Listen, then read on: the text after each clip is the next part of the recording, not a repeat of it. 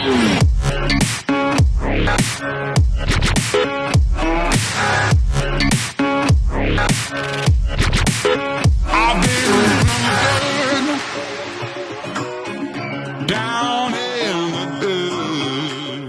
tout le monde, c'est Adou. Aujourd'hui, on part à la découverte du matos Sroka.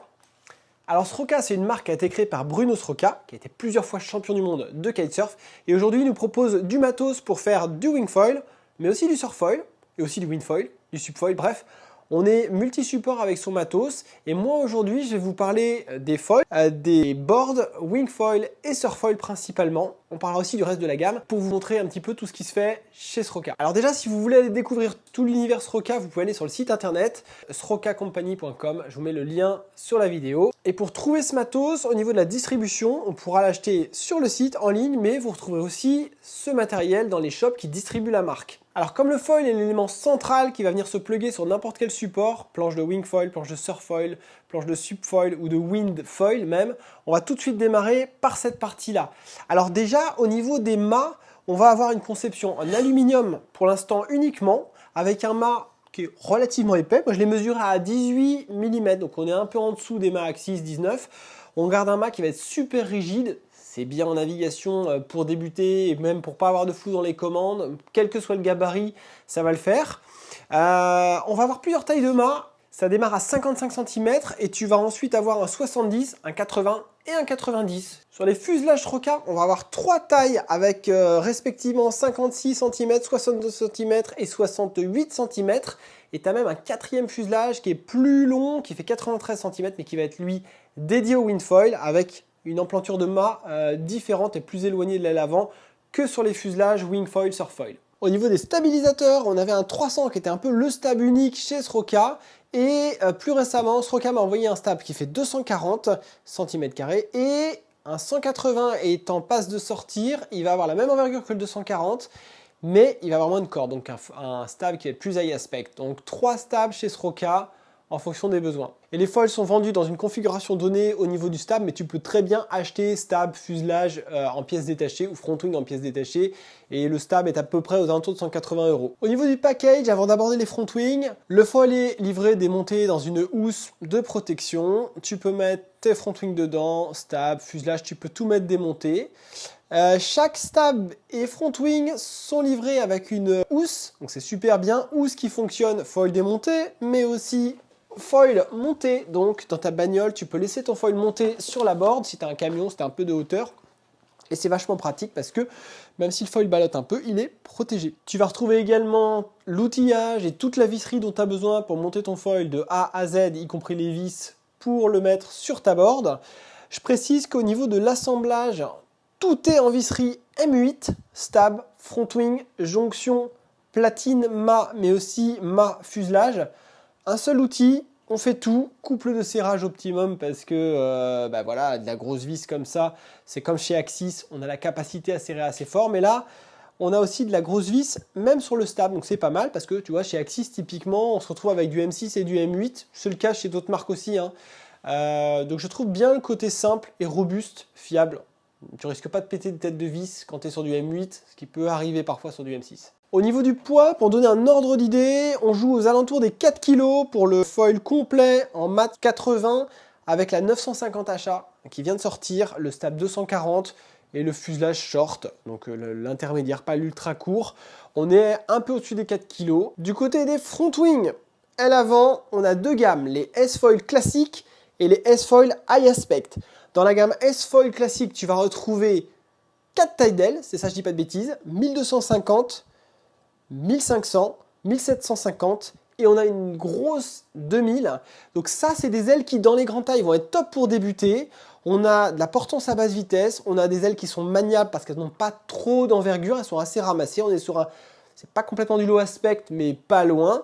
Et on va avoir donc de la portance à basse vitesse, c'est bien pour progresser, avoir de la polyvalence. Et en petite taille, c'est des ailes qui vont être assez saines aussi en vague. Et à côté de ça, pour ceux qui veulent avoir des ailes plus optimisées, pumping, plus de vitesse, une glisse un peu plus débridée, mais des foils un peu plus techniques, donc pour les riders plus avancés, on va avoir la gamme S-Foil High Aspect HA, qui là se décline en 3 modèles, alors deux tailles, mais 3 modèles. La 1190 Speed, et une autre version de la 1190 qui s'appelle la Lift, qui va avoir le même outline, la même silhouette, grosso modo le même shape, mais un profil plus épais, donc qui va porter plus à basse vitesse. Et en complément de cette 1190, Bruno vient de sortir une 950 HA qui va être plus pour les énervés, très bien pour mon gabarit, plus de maniabilité, plus de speed, donc là on va être plus sur des ailes perf. Pour la fourchette tarifaire, on est début juin 2022 au moment où j'annonce ces prix, mais sur le S-Foil classique, dépendant de la taille de ta front wing, on va jouer entre 849 € et 989 € foil complet, t'as rien besoin de rajouter, et sur les foils high aspect, donc 1190, 950, on va être à 969 € foil complet. Donc l'un dans l'autre, on est en dessous des 1000 balles, c'est quand même chouette. Et c'est du foil vraiment costaud, encore une fois, au niveau de l'assemblage. D'ailleurs, en parlant d'assemblage, la platine alu est retenue par 2 vis M8 sur le mât. Même topo, même punition en bas pour la jonction fuselage-mât. On va retrouver 2 vis M8 également au niveau du stab. Et on va avoir 3 vis sur l'aile avant. Et on retrouve une patte assez large qui vient répartir les efforts. Et quel que soit le format de l'aile, on se retrouve avec 3 vis. Et une patte bien large, donc ça inspire confiance, il n'y a rien qui bouge, rien qu'à l'emboîtement. On va parler des boards, je fais juste une petite parenthèse sur les wings. Il existe une wing actuellement chez Sroka. Il y a un nouveau modèle qui arrive, qui devrait être canon. Donc Sroka fait aussi des wings, il y a 3, 3, 4, 5 et 6 mètres. On est sur des prix qui est aussi entre 600 et 790 €, donc ça reste aussi assez raisonnable. On embraye sur les planches, 3 types de planches. Les planches gonflables pour le wingfoil, donc là tu vas retrouver une 5.3, une 6 et une 6.4. La 5.3 fait 110 litres, Bruno nous en a envoyé une et j'ai pu l'emmener aux Antilles, donc on va en parler rapidement. Et la plus grosse, la 6.4, fait 155 litres. Donc là on est vraiment à la planche débutant ou familiale, on peut pagayer un peu dessus, on peut faire de wingfoil, on peut faire du sup avec. C'est des planches qui sont très faciles. Après on va avoir les planches de wing rigides. Donc là, 2 constructions, les plus grandes sont fabriquées en France. On va retrouver les grands volumes, enfin les grandes tailles, avec là, donc c'est la Skyrider. On va avoir la 6.3 qui fait 120 litres, on a une 5.8 qui fait 105 litres, et la plus petite des 3, made in France, c'est la 5.5 qui fait 90 litres. Ensuite, pour les énervés, tu vas avoir la Skyrider dans 2 tailles, 4.8 et 5.2, de petites tailles. Moi, j'ai reçu la 4.8 en version carbone. Il faut savoir que sur toutes ces planches, tout volume, toute taille confondue, il existe 2 constructions, soit du sandwich PVC full carbone ou sandwich PVC fibre. Et en fonction de ça, tu vas avoir un petit gain de poids, mais plutôt un gain de rigidité. C'est plus ça qu'il faut vraiment prendre en considération. Nous, on a reçu la version carbone en 4.8. Autre modèle, pour le surfoil, la Fast Flyer. Alors, elle existe en une taille, elle fait 4.6 pour 40 litres. C'est une construction full sandwich PVC fibre. Et cette board-là, elle sort à peu près 55 de large pour 1m42, 4.6. Elle a un gros monopade en mousse dessus. C'est une planche qui a un bon ratio assez élancé qui permet de bien ramer, mais ça reste compact pour pomper. On en reparlera. Et c'est une construction 100% made in France, tout comme les grands volumes des planches de wing. Au niveau des tarifs, Sroka propose des packs. On va avoir le pack Surfoil à moins de 1500 balles. On a près 1450 € et des bananes avec un foil et la board, la Fast Flyer.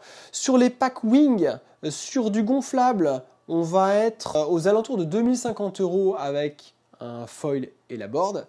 Et sur les packs Wing Foil Board rigide, on va osciller entre 2400 et 2600 pour les volumes, les grands volumes, la Made in France. On va être un petit peu en dessous sur les planches un petit peu plus compactes, mais ça joue dans ces eaux-là. Petite précision, quand je dis pack, sur les boards Wing Foil, on a une board, un foil et une wing. Sur le pack Surfoil, tu peux avoir juste le foil et la board, si tu fais que du Surfoil, mais il y a un pack Surfoil qui sort aux alentours des 2000 avec la petite Fast Flyer, la wing et un foil.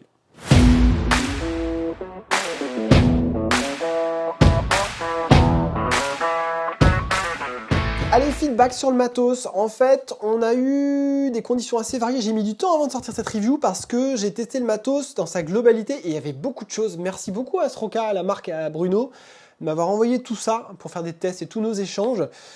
J'ai fait de la wing, alors pas mal dans de la houle de vent, en descente de clapot, downwind, pas dans de la vraie vague, mais heureusement, il y avait aussi le combo Fast Flyer en surfoil, comme je fais beaucoup de surfoil maintenant, donc j'ai pu aussi tester les foils dans des vraies vagues, des petites vagues, mais des vagues quand même. Et puis, on a aussi pu mettre un petit peu à l'épreuve le matos sur des pratiques un petit peu à part, comme le dog start. Donc ça, c'était bien, ça a permis de comparer les différentes ailes, de voir la facilité des unes et des autres, la perf des unes et des autres, et tester aussi les stabs.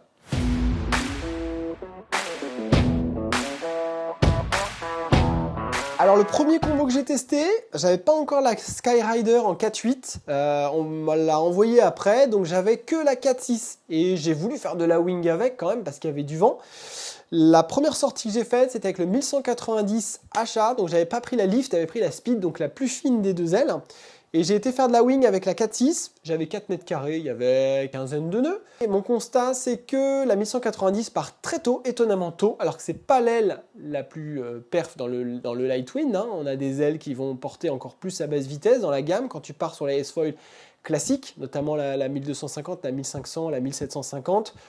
Bonne glisse, alors au niveau de la board, je suis habitué à faire de la wing sur des 40 litres. Donc là, on a une planche qui a un petit peu moins de volume que certaines planches que j'utilise habituellement. Je navigue régulièrement sur de la Takuma avec ce bulbe à l'avant.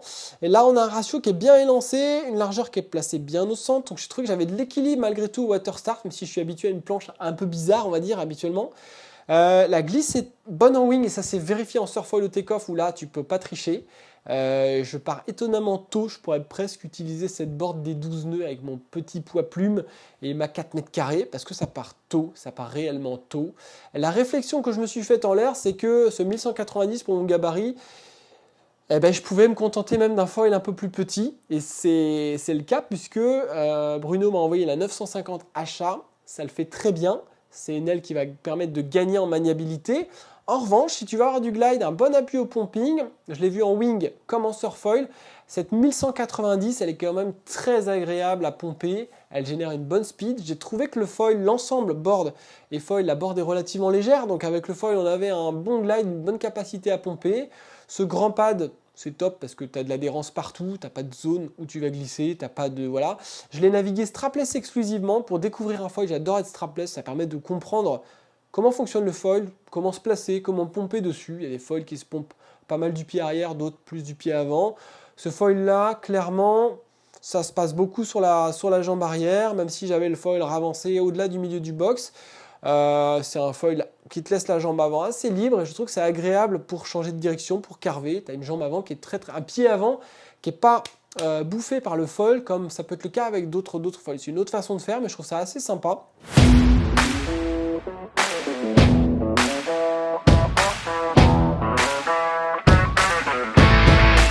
J'ai poursuivi mes tests avec une session surfoil qui était top. Toute petite vague, mais une période assez courte, assez petite. Donc il y avait vague sur vague, on n'attendait pas les vagues, on pouvait reconnecter des petits bouts. C'était vraiment le plan d'eau était vraiment un skatepark. Là j'avais repris la 1190, même combo, même réglage.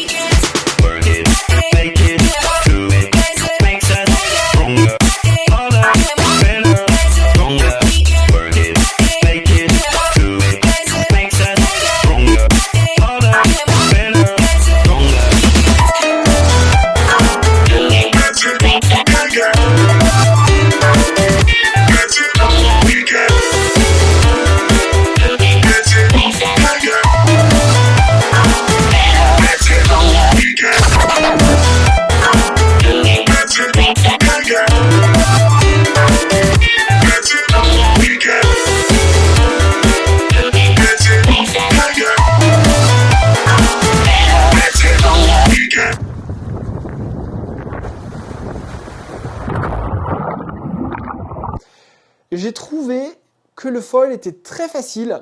Alors vous savez que j'ai des foils en référence du Axis, du Takuma. Et là, j'ai trouvé qu'on avait un confort supplémentaire sous le pied arrière. On a l'impression d'avoir un peu d'amorti. J'ai trouvé que le foil était très libre pour tourner. Je parle de la 1190 encore une fois. J'ai trouvé que le foil était agréable pour aller reconnecter, qu'on n'avait pas de difficulté particulière. Mais malgré le poids du foil qui peut être supérieur à d'autres foils du marché, bah finalement, l'aile avant est efficace, on génère de la speed au pumping, on est à l'aise quand il faut faire un petit carve pour faire demi-tour sur la vague et reconnecter. Donc moi, honnêtement, j'ai pris plaisir avec ce foil et je me suis dit, c'est cool, c'est un foil qui conviendra à un débutant complet, en adaptant l'aile avant bien sûr, mais avec lequel tu peux t'éclater si tu as un niveau plus avancé. Et j'aime bien cette approche qui dit que quel que soit le gabarit ou le niveau, bah, tu trouves chaussure à ton pied avec un châssis de départ qui lui est rigide, robuste et fiable. Alors dans des plus petites conditions, j'ai aussi testé la lift. J'ai switché la 1190 avec la lift. Et là, ce qui se passe est assez intéressant. Tu gardes un air de famille avec cette 1190, mais on a un profil qui est plus puissant, plus épais, donc plus puissant.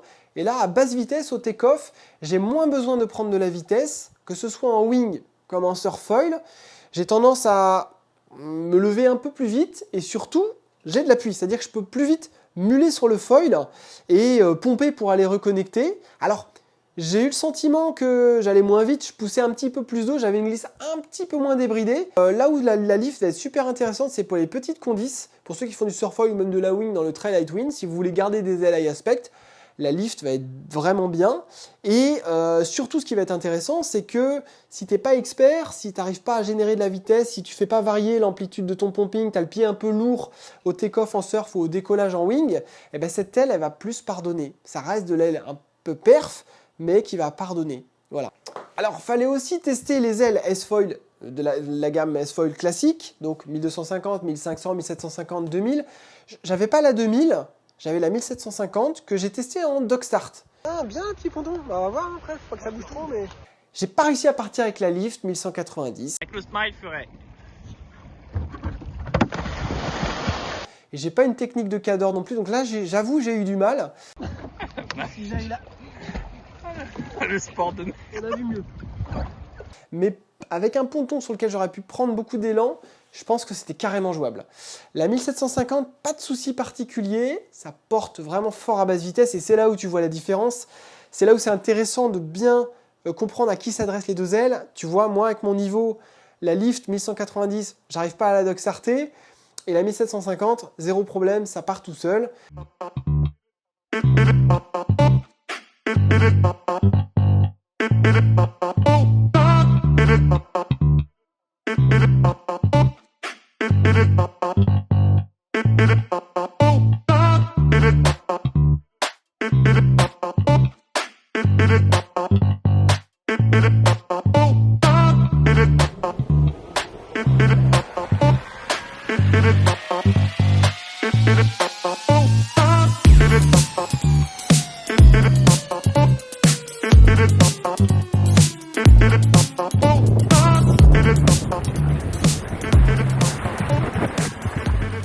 Cette 1750, elle a beau avoir de la portance et de la surface, elle est assez ramassée quand même, donc sur les changements de direction, tu ne te fais pas démonter.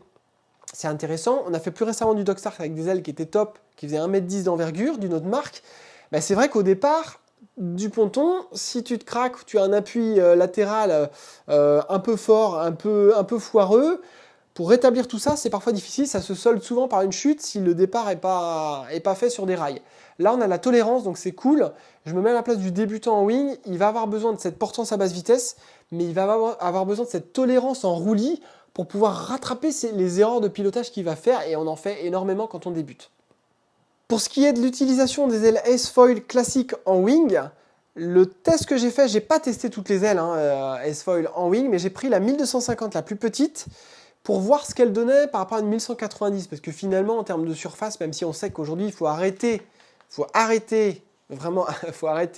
de comparer les surfaces des ailes, cette 1250, quelque part, c'est la plus proche en taille des ailes high aspect que j'avais sous la main. Intéressant, alors, on part super tôt, encore plus tôt qu'avec la 1190, j'ai trouvé, un petit peu plus tôt. On a une bonne vitesse, là où je me disais, on va peut-être pousser de l'eau, ça va peut-être être un peu chiant. Non, on a une bonne vitesse. Par contre, la différence, c'est que si on est dans de la houle qui ne pousse pas, ou carrément sur du plat, là où avec la 1190, tu peux lâcher ta wing et glider et pomper pour alimenter, pour tenir en l'air vraiment longtemps, c'est vrai qu'avec la 1250, si tu es sur du flat, tu vas t'étouffer plus vite. Même si tu pompes, tu vas avoir un pumping un peu plus énergivore au niveau des jambes musculaires, donc tu vas plus vite redescendre. L'autre point et dernier point sur ce comparo 1190 HA versus S-Foil classique, en descente de houle un peu plus corsée ou vraiment les vagues, besoin d'avoir un niveau technique plus avancé sur les iAspect, dans le sens où elles ont moins de cordes, même si chez Sroka ça reste quand même assez raisonnable. Donc tu vas avoir une aile qui va avoir tendance à marsouiner un petit peu plus vite si tu n'es pas habitué. Sur les S-Foil classiques, tu es calé, et même si tu prends de la speed, si tu drops dans un bon gros toboggan, tu gardes cette stabilité longitudinale qui t'est donnée grâce à la corde de l'aile. Alors après, attention, Bruno a fait une vidéo sur sa chaîne où il parle de la taille des fuselages et l'intérêt de moduler la taille du fuselage. Si vous avez une petite aile comme la 950, mais que vous lui collez un fuselage un petit peu plus long que l'ultra short, ça va être intéressant parce que vous allez récupérer en stabilité longitudinale, si toutefois vous trouvez que le foil est un petit peu fougueux.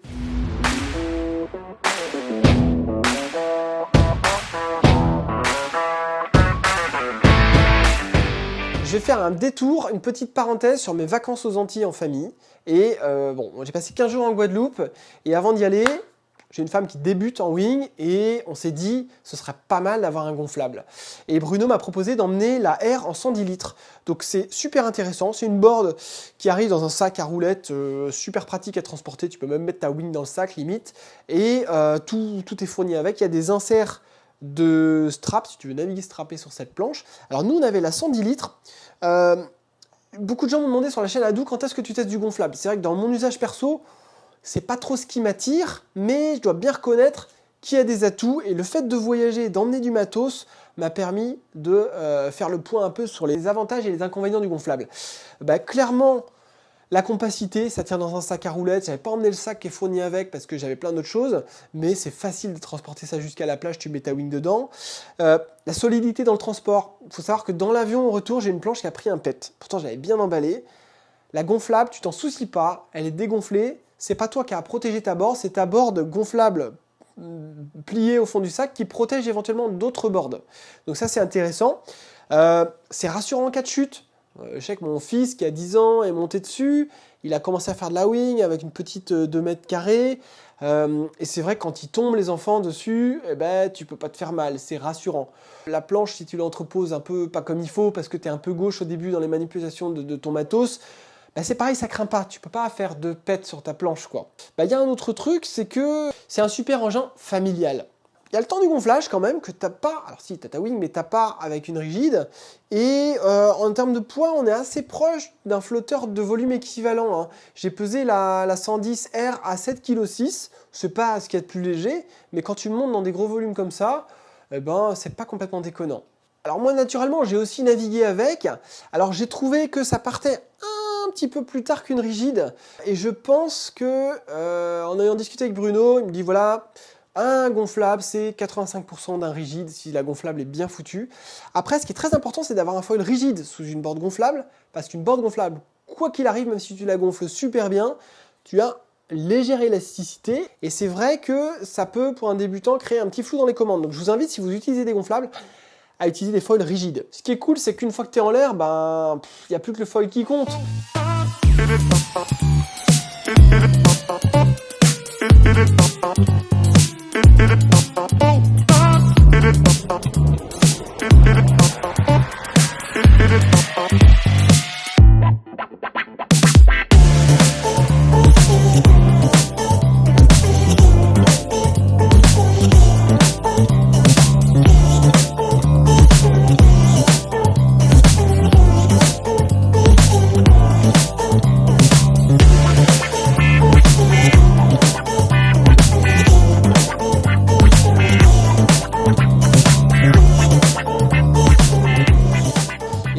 Moi j'ai pris plaisir, je me suis éclaté, l'eau était transparente, il faisait chaud, on était trop bien, donc vraiment sympa, pratique pour voyager. J'ai compris ces gens qui habitent en Ile-de-France, qui naviguent en lac, qui ont un appart, qui ont besoin d'optimiser, d'avoir du foil démontable, d'avoir des bords repliables. J'ai compris beaucoup mieux le besoin qu'il y avait sur ce type de flotteur. Là on avait un petit SUV, on avait une gonflable, une rigide, 3 wings, 2 enfants, des sacs de plage, bodyboard, plein de bordel, dans une voiture qui était trop petite parce que je m'y suis pris trop tard pour la loc. Et clairement, ce gonflable, c'était drôlement pratique. Si j'avais dû avoir une 110 litres en rigide, ça aurait été un peu plus compliqué, à commencer par le voyage aller-retour. Après, pour quelqu'un qui n'a pas besoin de stockage, qui ne voyage pas spécialement, c'est une fausse bonne idée de penser qu'un gonflable va être plus facile pour apprendre. Clairement. Ça, c'est mon point de vue. Tout le monde n'est pas obligé d'être d'accord, mais je pense que si tu as la place, tu as avantage à prendre un rigide. La glisse est quand même un peu meilleure. Et voilà, aller taper dans les Sroka de grande taille, plus gros volume, je pense que ça pourrait être que bénéfique si vous n'avez pas de contrainte de place.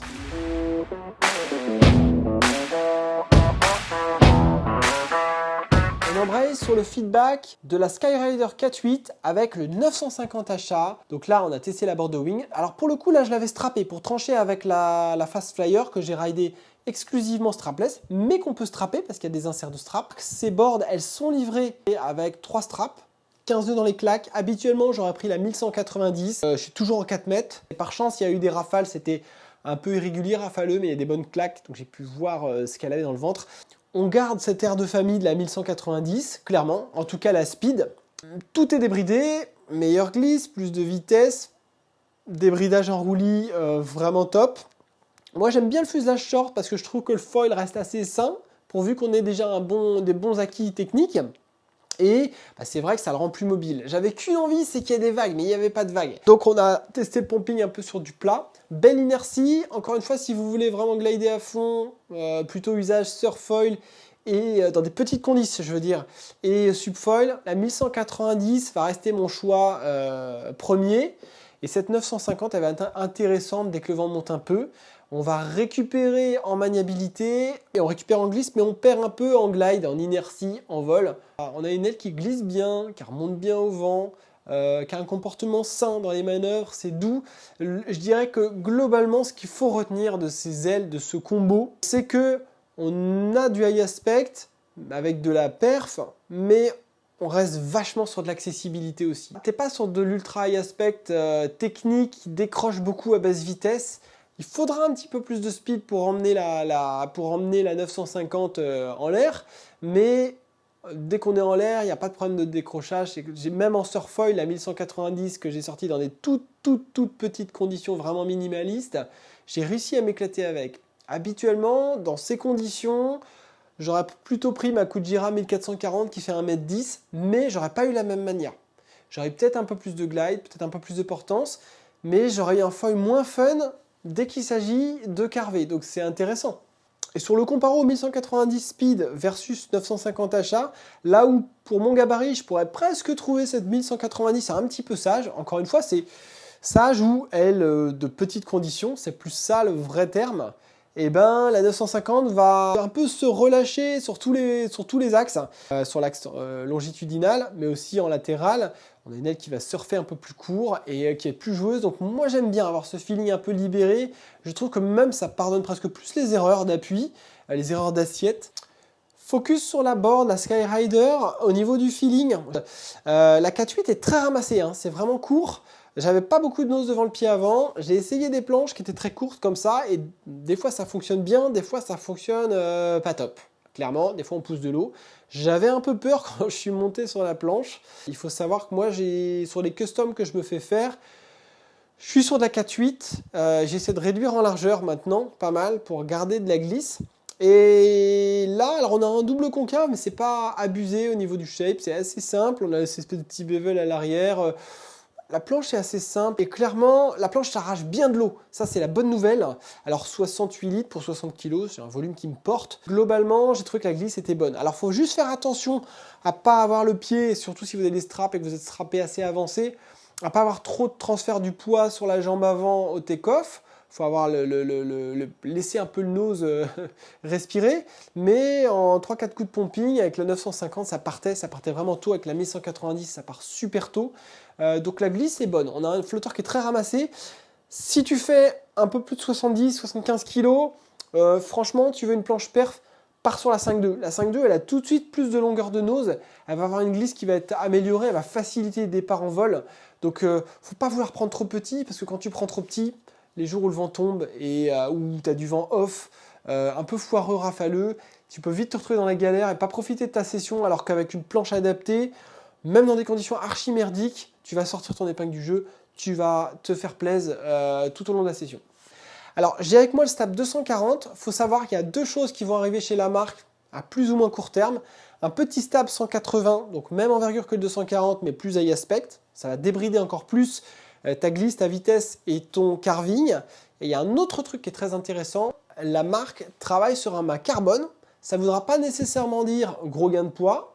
Par contre, gain en épaisseur, glisse encore améliorée. Donc, hâte de voir ça. On a des ailes qui sont de plus en plus perf, mais pas que.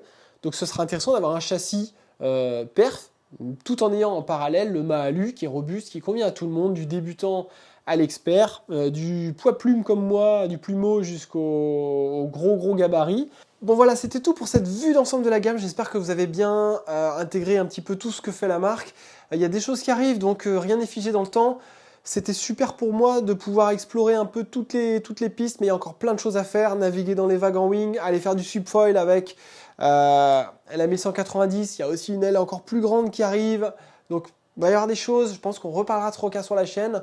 N'hésitez pas à me poser des questions en off si vous le souhaitez. Sur le forum, on a référencé les différents matos wing, board et foil de la marque Sroka. Vous pouvez aussi aller laisser vos feedbacks et regarder les avis des uns et des autres. D'ici là, je vous dis à plus. Bonne session, profitez du vent. Bye bye.